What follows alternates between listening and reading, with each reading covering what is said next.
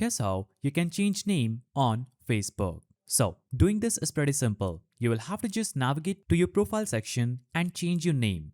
Simply open Facebook application. After opening the application, you'll have to simply click on your profile icon in the top right corner. Now, you will see your profile name and your profile page. You'll have to simply click on the three-lined icon at the top left. Now, click Settings and Privacy at the bottom and choose Settings.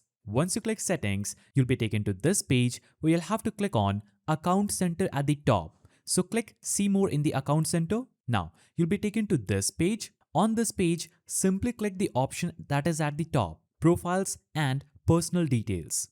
When you click this option, it will show a list of all the profiles. Simply choose the profile that you want to change the name for. I will click this one. Now, click Name. Once you click Name here, it will take you to this page where it will show your first name, middle name, last name, and manage other names. So, to change your name on Facebook, simply remove this previous name and enter the new name that you want to change to and click Review Change.